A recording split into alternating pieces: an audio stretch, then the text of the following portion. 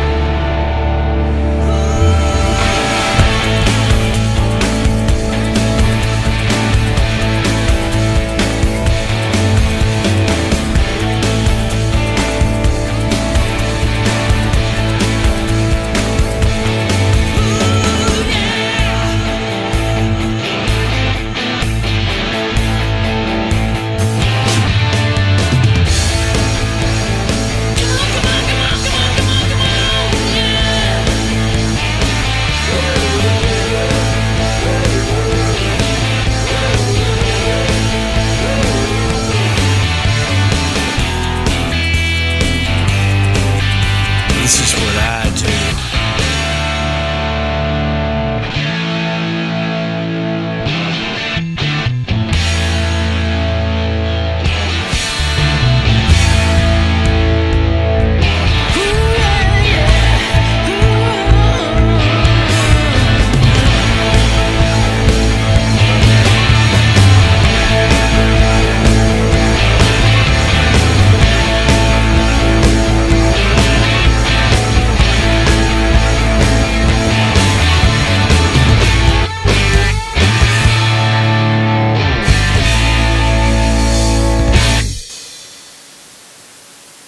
Okay, that's the last video for this morning before your break. You guys have probably seen lots of videos. So I'm going to talk to you a little bit about ES-FOX, but I'm going to also talk to you a little bit about what Frank Saunders talked to you about from Bruce Power, as well as Barath from MPX. So a big part of what we do as ES-FOX is we build facilities, we make large fabrications for the nuclear industry. So even though we're a construction company and we deal a lot with the people that help us build things, skilled trades, we also use technology, and there's a lot of things that we're learning that we could do a lot better, faster, cheaper, and we've already started to implement some of this stuff. So at the end of this, if you take anything from my presentation here, is come out and see us, have a conversation, and I'll talk to you a little bit about what we do and some of the career opportunities, not only in skilled trades, but also in technology aspects of what we're doing for the nuclear industry and also for the construction industry in general. So Frank's already told you that a massive part of Ontario's electricity is generated by nuclear power. So this is 2016 information, but today, I just checked it before coming up on stage, 63% of the electricity produced right now is actually nuclear power. It's huge. A lot of people don't know that. It's an interesting fact. But what's in behind that is that there's a lot of jobs and interesting aspects associated with nuclear power.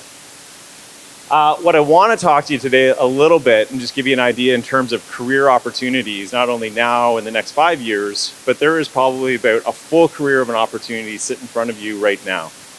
So over the next 13, 14 years, there's large infrastructure projects going on here in your backyard between Ontario Power Generation and Bruce Power. So we're here today where the green line is. There's 8 refurbishments of 8 reactors going on over the next 13 years. And the biggest part of the refurbishment program is at Bruce Power. There's 6 units, as Frank talked about. And at OPG, they're already into their first unit. They're almost done. And what we're really concerned about as companies that are trying to supply enough people to do this work is that there is an actual compression point between 2022 and 2026 where there is a massive amount of work that's going on. And the reason that I'm here today to talk to you is that the skilled trades that support us in doing this work, we need more people. Not a lot of people think about, hey, I'm gonna go into an apprenticeship program. A lot of people are thinking, I either wanna go to college or I wanna go to university. Skilled trades is a great career. It's fun, it's dynamic, you get to do interesting stuff, you build things, you learn, you get to use cool Milwaukee tools and nuclear stuff. But the reality is that it's a great opportunity that not a lot of people think about when they're at your point in your life.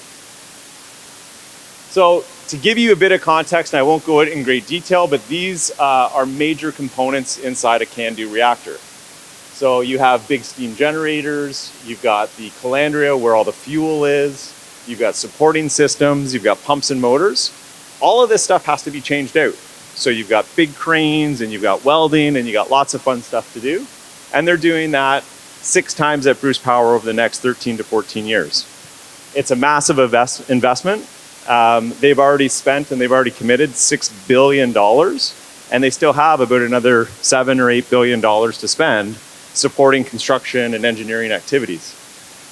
So they're looking at better, faster, cheaper ways to do that. And as typical construction companies, we're looking at innovative ways to do things better and faster so that we can deliver the projects that they're looking for.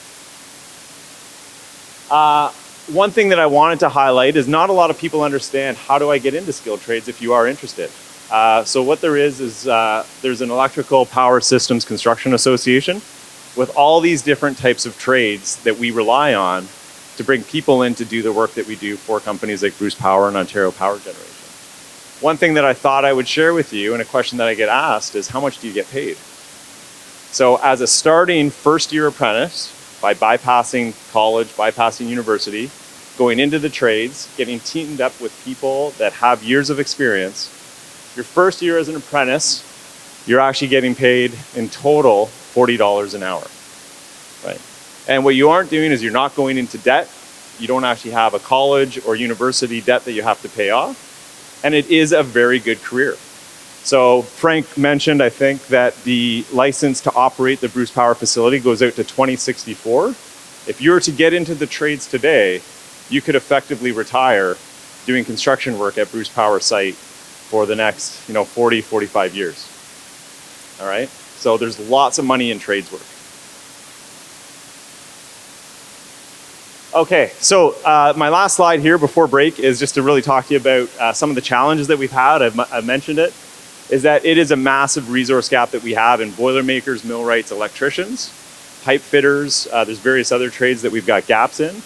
Not enough people are entering the workforce because, as you can imagine, our parents are retiring, people are getting out of the trades. We need to actually have a pipeline of new young people, men and women, boys and girls that are considering skilled trades. And then the second part is really understanding, well, how do I get into it? And that's where I want to talk to you afterwards. I can point you in the right direction and give you some information at our booth. And we do have a lot of other competing projects across the country and of course here in Ontario. But we have a lot of work here local at home that we would love to talk to you about opportunities in the future. And that's it for me. Thanks very much for your time.